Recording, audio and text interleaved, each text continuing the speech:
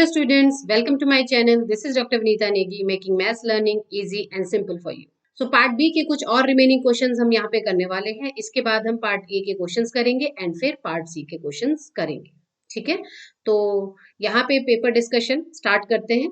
This is the first question और unit third के question हम आज लेने वाले हैं. तो यहाँ पे आपको कैलकुलस ऑफ वेरिएशन का एक क्वेश्चन दे दिया. आपके पास फंक्शनल दे रखा है in terms of y dash x and y. Boundary conditions दे रखी हैं आपको और आपको एक्सट्रीमल कैलकुलेट करना है. ठीक है ना, तो एक्सट्रीमल कैलकुलेट करने का सीधा साधा स्टेप बाय स्टेप आपका फॉर्मूला है कि भाई यूलर इक्वेशन आपके पास जो फंक्शनल दे रखा है, यूलर इक्वेशन आपको एक ऑर्डिनरी डिफरेंशियल इक्वेशन दे देती है. ठीक है, इस ऑर्डिनरी डिफरेंशियल इक्वेशन का जो सॉल्यूशन होगा उसमें जब आप बाउंड्री कंडीशंस को सेटिस्फाई करोगे तो आपको एक्सट्रीमल मिल जाएगा. इन केस आपको ओडी का सॉल्यूशन मिला लेकिन उसने बाउंड्री कंडीशंस को सेटिस्फाई नहीं किया तो वो एक्सट्रीमल नहीं होगा. ठीक है ना, तो यहाँ पे हमें फंक्शनल दे रखा है minus Y dash square plus 2xy. Euler equation है del F upon del Y minus D by D X del F upon del Y dash equal to 0. y derivative हमें मिल जाता है 2x, y dash derivative minus 2y dash और d by D X again उसको differentiate करके हमें दे देता है ordinary differential equation y double dash plus x equal to 0. अब इस डिफरेंशियल इक्वेशन को आप CF PI वाले कॉन्सेप्ट से सॉल्व करिए, नॉर्मली इंटीग्रेट करके सॉल्व करिए, that is up to you. ठीक है ना, तो इसको बड़े आराम से आप इंटीग्रेट कर देंगे बिकॉज डबल डेरिवेटिव है तो 2 टाइम्स इसको आप इंटीग्रेट करेंगे. तो पहले इंटीग्रेट किया y double dash minus integration of x, सो हमें मिल जाता है y dash minus x square by 2 plus a. दोबारा बोथ साइड इंटीग्रेट किया तो y डैश हमें दे देता है y minus x square by 2 हमें दे देता है minus x cube by 6, a का हो गया ax प्लस कॉन्स्टेंट b. तो ये हमारा सोल्यूशन आ गया ओडी का. अब हमारे पास कंडीशन दे दी y1 इज इक्वल टू 1. यहाँ से a एंड b में एक इक्वेशन आ गई. दूसरी हमारे पास कंडीशन है y minus 1 is equal to minus 1. यहाँ से भी a एंड b में हमें 2 इक्वेशंस मिल जाती है. तो a plus B is equal to 7 by 6 minus a plus B is equal to minus 7 by 6. On solving this b is 0, a 7 by 6. हमें जो सोल्यूशन मिला, जो एक्सट्रीमल मिला, that is y is equal to minus x cube by 6 plus 7 by 6 x. तो final answer है हमारा ये. Okay, तो कैलकुलस ऑफ वेरिएशन में आपके पास फंक्शनल दिया होता है, यूलर इक्वेशन के डिफरेंट फॉर्म्स हैं. आपको यूलर इक्वेशन का यूज करके बड़े आराम से आपको ओडी मिलेगी. ओडी को सॉल्व करेंगे, बाउंड्री कंडीशंस का यूज करेंगे और आपको फाइनली एक्सट्रीमल मिल जाएगा. ठीक है, नेक्स्ट क्वेश्चन. यहाँ पे हमारे पास एक डिफरेंशियल इक्वेशन दे दी, ओडी है ये भी, और इसका सोल्यूशन जो है वो आपको कैलकुलेट करना है. कंडीशन y01 दे दी, आपको y डबल डैश एट 0 निकालना है. तो पहले आप इसको सॉल्व करोगे, yx निकालोगे, उसको 2 टाइम्स डिफरेंशिएट करके 0 पे वैल्यू कैलकुलेट करनी है. अब इस क्वेश्चन में क्या प्रॉब्लम है कि आपको जो y डबल डैश का कोफिशिएंट दे रखा है 4x, इसको आपको 1 बनाना पड़ेगा बिकॉज हमारे पास जो इक्वेशन होती है that is y double dash plus p y dash plus q y equal to 0 type की इक्वेशन हमें मिलती है. तो यहाँ पे जो p एंड q है, x में कुछ ना कुछ फंक्शंस होते हैं, तो यहाँ पे y डबल डैश का कोफिशिएंट 1 बनाना पड़ेगा. तो इसके चलते आपको ये 4x पूरी इक्वेशन में डिवाइड करना पड़ेगा. ठीक है, तो हमारी जो इक्वेशन बन जाती है y double dash plus 2 by 4x y dash plus 1 upon 4x y equal to 0, जहां p की वैल्यू आ गई 1 अपॉन 2x, q की वैल्यू आ गई 1 अपॉन 4x. अब यहाँ पे क्या है, हमारी जो ये इक्वेशन है विद वेरिएबल कोफिशिएंट्स है. ठीक है ना, हमें इन वेरिएबल्स को कांस्टेंट्स में कन्वर्ट करना पड़ेगा क्योंकि हम जब सॉल्व करते हैं ना विद कांस्टेंट कोफिशिएंट सीधे सीधे आपको CFPI मिल जाता है, आप उसे सॉल्व कर सकते हैं. ठीक है ना, बट यहाँ पे वेरिएबल कोफिशिएंट्स को कांस्टेंट कोफिशिएंट्स में कन्वर्ट करने के लिए आपके पास कुछ रूल्स होते हैं. आप चेक करते हैं p plus q x is equal to 0 या p minus q x is equal to 0 and so on. उसके अकॉर्डिंग आपका y is equal to uv type का सोल्यूशन होता है वहां. ठीक है, बट यहाँ पे ऐसा कुछ भी कंडीशन नहीं मिल रही है. यहाँ पे आपको क्या करना पड़ेगा, बाय चेंजिंग द वेरिएबल आपको आंसर मिल जाएगा. ठीक है ना, तो you can change the variable या फिर डायरेक्टली आप यहाँ पे q को रिप्लेस कर दोगे z से. This z is equal to integration of under root q dx. Simplify करके इंटीग्रेट किया तो 1/2 है।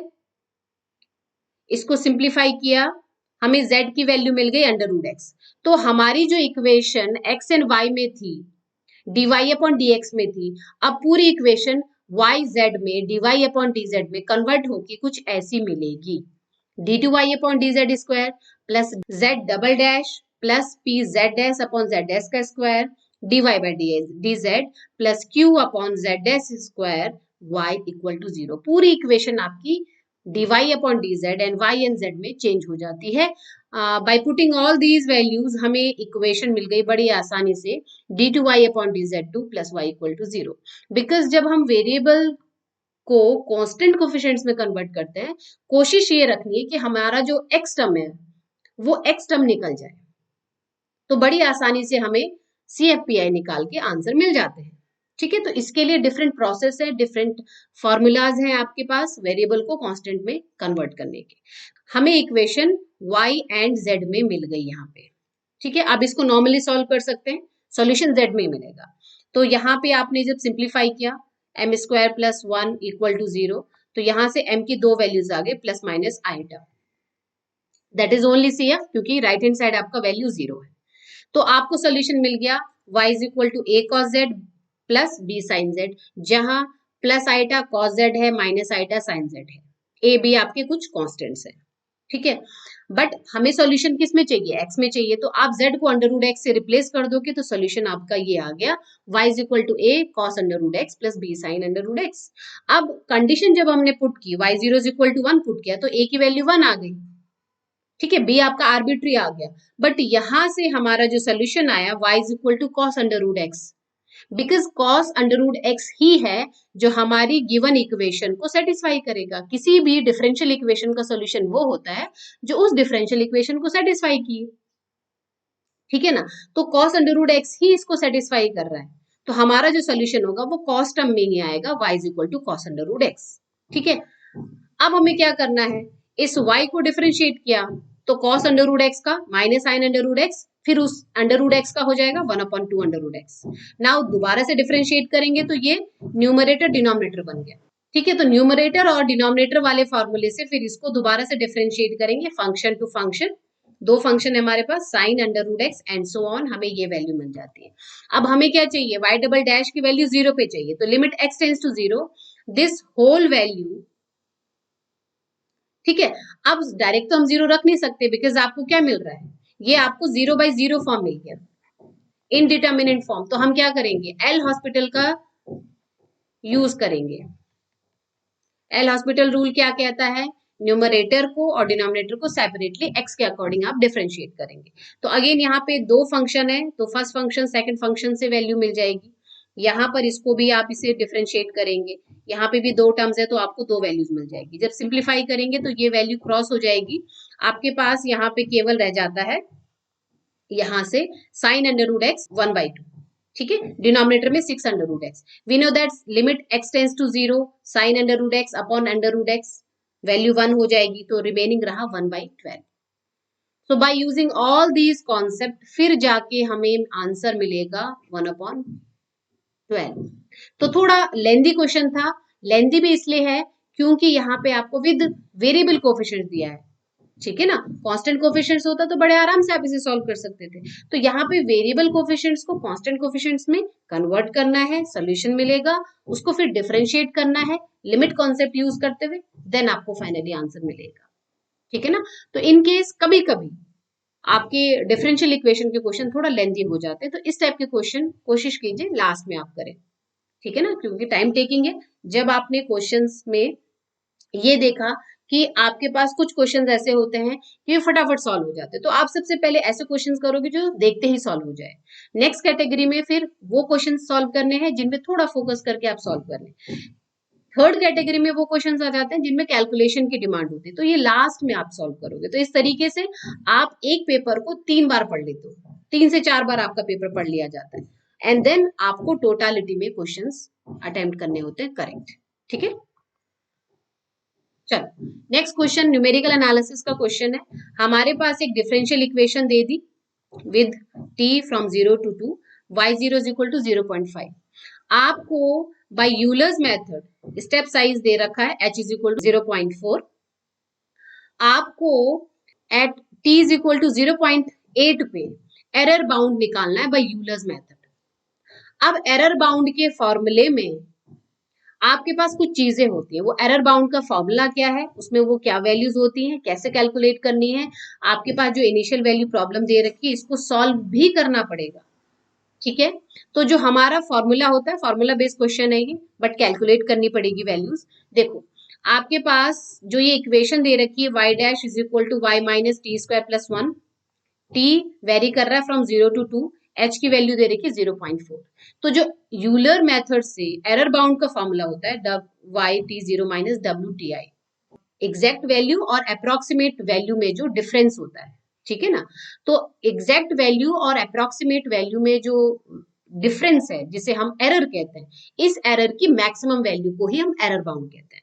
सो this value is less than equal to mh upon 2l e to the power lti minus a minus 1, जहां m है y double dash की maximum value. अब ये y double dash कहां से आएगा, यहां से, इसको सॉल्व करोगे y निकालोगे, y डबल डैश की मैक्सिमम वैल्यू निकालोगे, कैलकुलेट करोगे। ठीक है, L है maximum value of del f upon del y, ये जो है ना आपका, this is your f function y minus T square plus 1, इसका y डेरिवेटिव निकाला दैट इज 1, तो हमें L की वैल्यू मिल गई 1। ठीक है, H आपका दे रखा है। ठीक है, इनिशियली किस पे निकालना है, 0.8 पे, this is t i 0.8, a की वैल्यू ये है, फ्रॉम ए टू बी आपका टी वेरी कर रहा है। ठीक है, तो इस तरीके से स्टेप बाय स्टेप आपने m h l a b की वैल्यूज रख के सॉल्व करना है। तो सबसे पहले बात आती है एम पर, तो वाई को सॉल्व करते हैं। हमारी जो डिफरेंशियल इक्वेशन थी उसको मैं ऐसे लिख देती हूँ, y dash minus y is equal to 1 minus T square, ये आपके पास एक लीनियर इक्वेशन बन गई फर्स्ट ऑर्डर फर्स्ट डिग्री की। तो इंटीग्रेटिंग फैक्टर आ गया e to the power minus T इसके अकॉर्डिंग, एंड सोल्यूशन आ गया y e to the power minus T integration of 1 minus T square into E to the power minus T D T plus some constant C. अब normally जैसे हम solve करते हैं वैसे इसको सॉल्व करेंगे, आप इंटीग्रेट करेंगे, 1 minus T square E to the power minus T है तो एक E to the power minus T आ जाएगा, एक T square E to the power minus T आ जाएगा। तो T square and E to the power minus T को प्रोडक्ट रूल से जैसे हम इंटीग्रेट करते हैं आप सिंप्लीफाई करेंगे। ठीक है ना, सिंप्लीफाई करके आप देखेंगे तो आपको जो सोल्यूशन मिलेगा that y is equal to t plus 1 whole square minus e to the power t by 2, this is your solution. Okay, अब हमने क्या किया, इसको डिफरेंशिएट किया, तो y डैश की value 2 t plus 1 minus e to the power t by 2, दोबारा से डिफरेंशिएट किया तो y double dash is equal to 2 minus e to the power t by 2। अब हमें क्या चाहिए, इसकी मैक्सिमम वैल्यू चाहिए with in interval 0 to 2, y double dash की मैक्सिमम वैल्यू चाहिए। So the magnitude 2 minus e to the power t by 2 की maximum value from 0 to 2। So वो मैक्सिमम जब हम 0 रखते हैं, देखो अगर मैंने t को 0 रखा, ठीक है, तो what we are getting 2 minus 1 by 2 3 by 4, तो वो मैक्सिमम वैल्यू कहां पे आएगी, when you are putting t is equal to 2, that is e square minus 2 because magnitude है, तो मैक्सिमम वैल्यू क्या आ जाएगी, e to the power 2 upon 2 minus 2। ठीक है, अब जो हमारा एरर बाउंड का फॉर्मूला है वहां पे वैल्यूज पुट कर लीजिए। सो 1 बाई 2 को मैंने 0.5 ई स्क्वायर लिख लिया क्योंकि क्वेश्चन में ऑप्शन वैसे ही दे रखा है, minus 2 into this is h 0.4। ठीक है, ये आपकी L की वैल्यू दैट इज 1, 2L हो गया, e to the power that is L again 1, ये आपके पास ti है that is 0.8 minus a that is 0 minus 1, इसको सिंप्लीफाई किया, ये क्रॉस हो गया, तो हमें आंसर मिल जाता है ये 0.5 e square minus 2 into 0.2 e to the power 0.8 minus 1। So this is same as option C. ठीक है, तो बाय यूलर मेथड जब आप एरर बाउंड निकाल रहे हैं, वो एग्जैक्ट और अप्रोक्सीमेट सॉल्यूशन के डिफरेंस का मैक्सिमम वैल्यू को ही हम एरर बाउंड कहते हैं। उसे बाय फॉर्मूला जस्ट आपको एम एल वैल्यूज कैलकुलेट करके सॉल्व करके निकालनी है एंड फॉर्मूले में एज इट इज पुट कर देनी है। This is your answer. ठीक है जी, चलो नेक्स्ट क्वेश्चन है, यहाँ पे आपको दो ऑर्डिनरी डिफरेंशियल इक्वेशन दे दी ए एंड बी। ठीक है, आपको क्या करना है, इन ऑर्डिनरी डिफरेंशियल इक्वेशन को देखना है, समझना है, और क्या आपको ए का सॉल्यूशन फाइनाइट टाइम पे ब्लो अप करता हुआ मिलता है। Similarly for option B, B का सोल्यूशन भी फाइनाइट टाइम में ब्लो अप करेगा। तो ब्लोज अप करने का मतलब किसी फिक्स टाइम में, किसी फाइनाइट टाइम में ए का सोल्यूशन या बी का सोल्यूशन इनफाइनाइट हो जाता है। ब्लो अप करना मतलब एकदम से बढ़ जाएगा और इनफाइनाइट हो जाएगा। तो क्या आपको कोई फाइनाइट टाइम मिलता है जहां पे ए और बी का सोल्यूशन इनफाइनाइट हो जाता है? ठीक है, तो कहीं ना कहीं सोल्यूशन निकालना पड़ेगा। उसके बाद आपको बताना इन चार ऑप्शन में से कि कौन सा ट्रू है, क्या फर्स्ट और सेकंड ये दोनों ही स्टेटमेंट ट्रू है, दोनों ही फॉल्स है, कोई एक फॉल्स है, कोई एक ट्रू है। ठीक है, तो वो कब पता चलेगा? सोल्यूशन निकालने में। तो हमारी जो पहली इक्वेशन है dx by x Q dt by variable separable, हम इसे इंटीग्रेट करते हैं। ठीक है, तो ये x पावर -3 है, इंटीग्रेट किया x power -2 upon -2 is equal to t plus हम कॉन्स्टेंट c। कंडीशन हमें दे रखी है x0 इज इक्वल टू 1, इसका यूज करके c की वैल्यू आ गई -1/2। तो हमारा जो सोल्यूशन आया 1 upon x square is equal to -2t plus 1, और इसे मैंने इन्वर्ट कर दिया तो x की वैल्यू आ गई plus minus 1 upon under root 1 minus 2t। तो जैसी मैं यहाँ पे t की वैल्यू 1 अपॉन 2 रखती हूँ तो this x tends to infinity, blows up कर रहा है। फाइनाइट वैल्यू t की क्या है? 1/2। ठीक है, तो इट मीन्स पहला स्टेटमेंट ट्रू है। ठीक है, सेकंड इक्वेशन को अगर मैं देखूं dx बाई dt को, इसको थोड़ा देखेंगे, सॉल्व नहीं करते, देख के ही समझ में आ जाएगा that x sine x square है। अगर मैं इसका मैग्नीट्यूड निकालूं dx बाई dt का, so this magnitude is equal to mod of x sine x square, and for sine theta magnitude is equal to 1। So this dx बाई dt magnitude किससे relate हो रहा है? That is less than equal to mod of x। ठीक है, तो ये show कर रहा है कि इसकी बाउंडनेस के बारे में आपको बता रहा है कि दैट इज बाउंडेड। dx बाई dt x के अकॉर्डिंग वेरी कर रहा है, मैक्सिमम वैल्यू x है।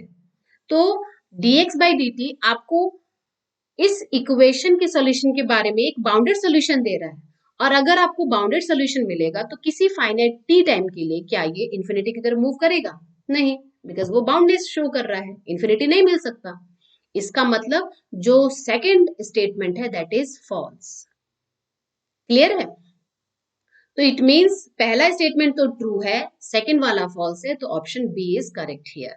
बिकॉज फर्स्ट और सेकंड स्टेटमेंट को पढ़ के कौन सा ट्रू है कौन सा फॉल्स है फिर हमें बताना, भाई ये वाला आ गया ट्रू और ये वाला आ गया फॉल्स, तो option B is the correct answer. ठीक है ना? तो सेकंड वाली इक्वेशन को सॉल्व करने की जरूरत नहीं, वो वहीं से आपको बाउंडनेस दे रहा है, तो वो ब्लो अप नहीं करेगा। ठीक है, चलो नेक्स्ट क्वेश्चन, लास्ट क्वेश्चन है।